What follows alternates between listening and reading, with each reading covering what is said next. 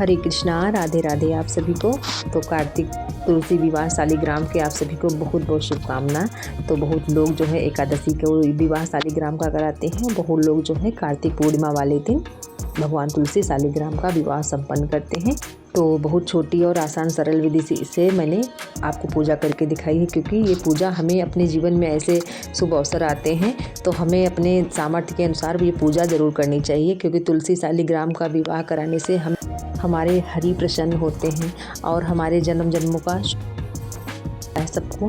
तो इसलिए कार्तिक तुलसी शालिग्राम का विवाह जरूर कराना चाहिए। और हमारे अंगना में जो है तुलसी मैया जो है विराजमान होती हैं, तो उनको कुंवारी नहीं रखना चाहिए। तो इसलिए एकादशी से लेकर के द्वादशी या कार्तिक पूर्णिमा में ज़रूर विवाह कराना चाहिए।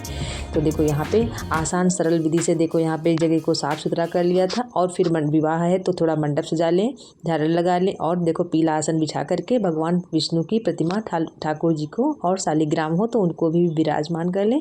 तो इस तरीके से आप भगवान गणेश को भी, क्योंकि बिना गणेश पूजा के कोई भी कार्य संपन्न नहीं होता है, तो इसलिए भगवान गणेश को प्रणाम करके पूजा करते हैं। तो देखो हमने भगवान को ठाकुर जी को सुबह स्नान करा दिया था, तो इसलिए यहाँ पर स्नान जल भाव से करा दे रहे हैं।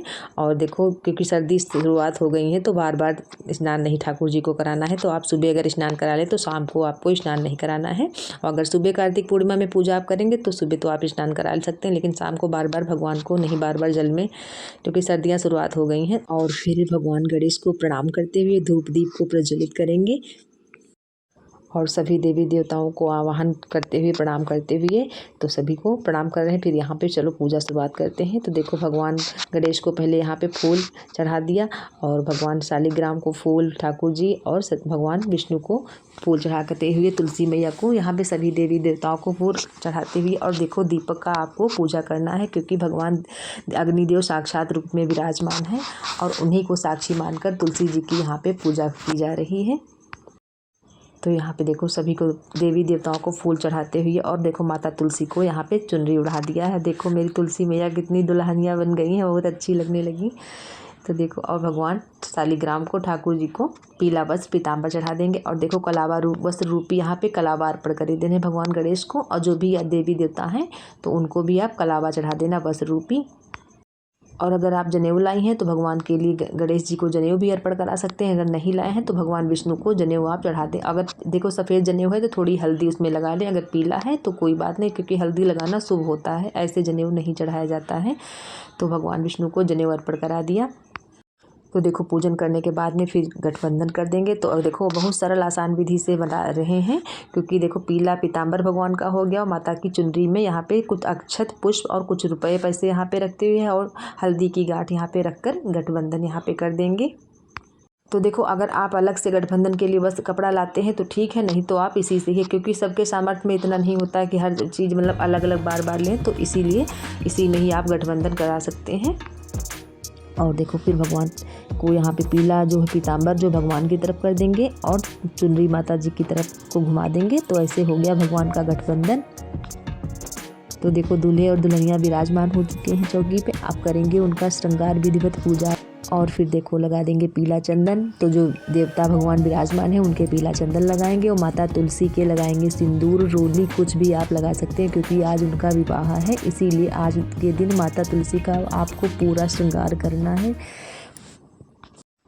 तो जो लोग जैसे कार्तिक पूर्णिमा का स्नान दान व्रत किया है वो लोग उद्यापन भी एकादशी से लेकर के कार्तिक पूर्णिमा वाले दिन जो है उद्यापन भी कर सकते हैं।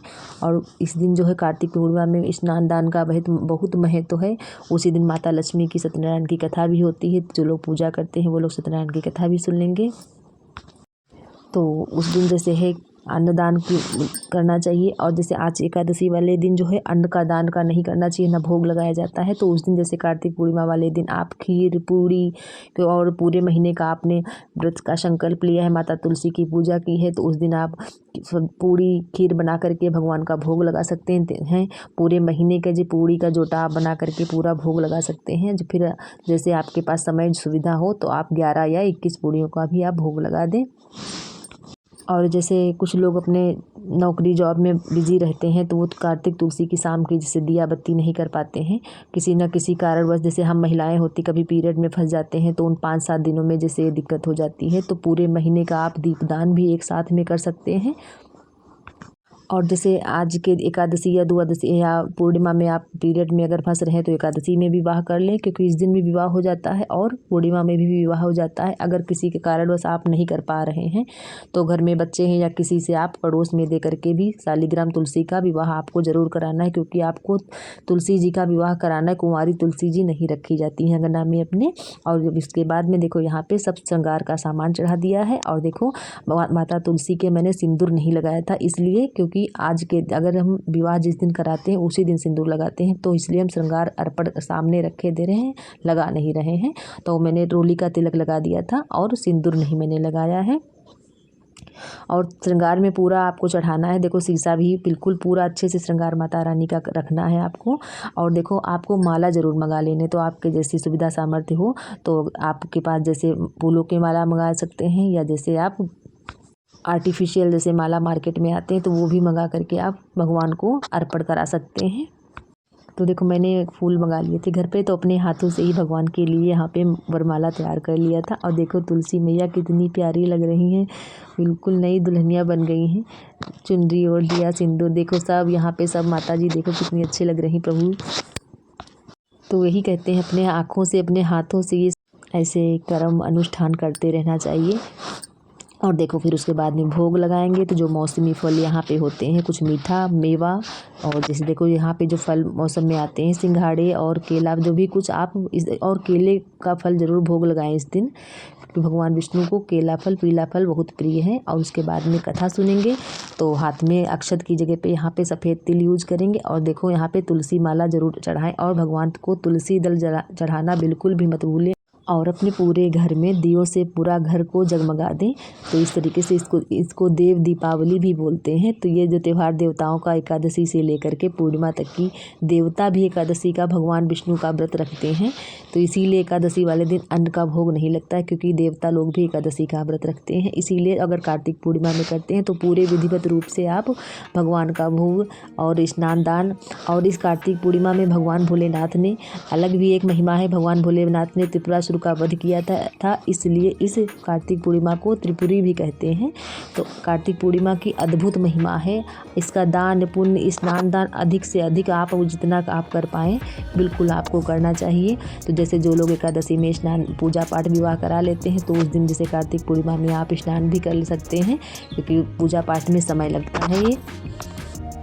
और पूरी श्रद्धा भाव से हमें भगवान को ध्यान करते हुए, भगवान का नाम जप करते हुए माता तुलसी का पूजन करना है। तो पूरे भक्ति भाव से आप, और घर में जितने भी परिवार के सदस्य घर में हों उनको भी अपने हाथों से ऐसा सौभाग्य प्राप्त कराना चाहिए। बच्चे हैं तो बच्चों को भी आपको पूजा में लगाना है, क्योंकि पूजा तभी संपन्न होती है जब पूरे घर के सदस्य मिलकर अच्छे से भक्ति भाव से पूजा करें। और बच्चे भी आज देखते देखते बड़े हो जाएंगे तो उनको भी देख सुन के किसी घर में जब जाएंगे तो उनको भी इस चीज़ का अनुभव रहेगा, ज्ञान रहेगा, तो वो भी पूरे मन भक्ति भाव से करेंगे। तो इसीलिए कहते हैं पूरे परिवार के साथ में हमें पूजा करनी चाहिए। तो यहाँ पे देखो माता तुलसी का कन्यादान करने के लिए देखो मैंने यहाँ पे बर्तन ले लिए थे। और देखो फिर हल्दी से यहाँ पे हल्दी और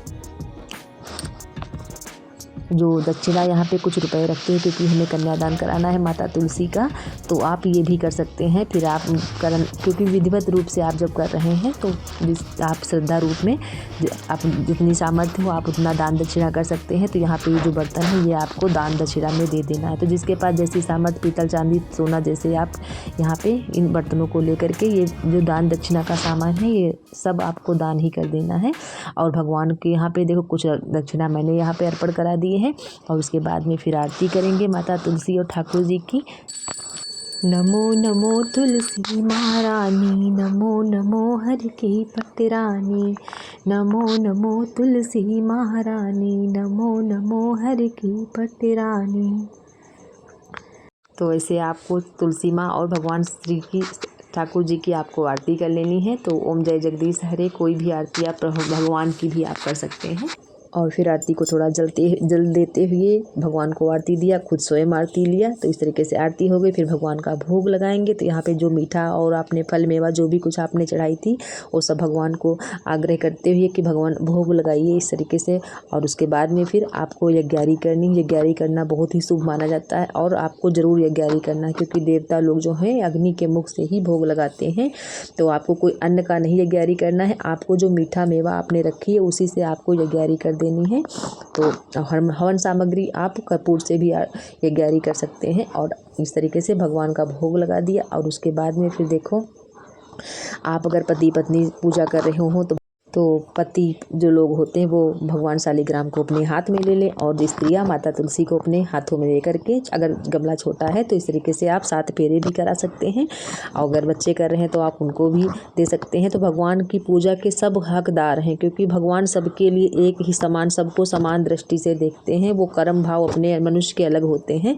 तो इस तरीके से भगवान के फेरे भी हो जाएंगे। और फिर भगवान को देखो, माता तुलसी का खोंचा ज़रूर भरना चाहिए, क्योंकि शादी विवाह में हम लोगों का जो है खोंचा भरा जाता है। तो इस तरीके से खोंचा जरूर भरना चाहिए। तो अलग से एक लाल कपड़ा ले लें, उसमें जैसे चूरा, यहाँ पे चूरा लैया जो होता है और कुछ मेवा मीठा यहाँ पे जैसे खोंचा डाला जाता है, उस रूप में आप यहाँ पे कुछ आप रख करके और ऐसे लपेटते हुए और भगवान के माता तुलसी के गमले के पास में रख दें।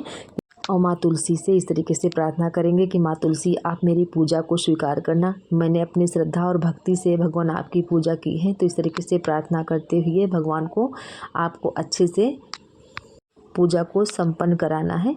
तो और उसके बाद में देखो, अगर आपने किसी दूसरे की, इस दिन ज़रूर विवाह कराना चाहिए तुलसी का। अगर आपके घर में तुलसी सूख गई है या किसी कारण बस आपके पास नहीं थी, तो किसी दूसरे की भी मांग के आप पूजा करा सकते हैं, या मंदिर में जाके आप वहाँ पूजा कर सकते हैं। अगर किसी दूसरे की मांगी है तो पूजा कराने के बाद में फिर आप उन्हें दे सकते हैं।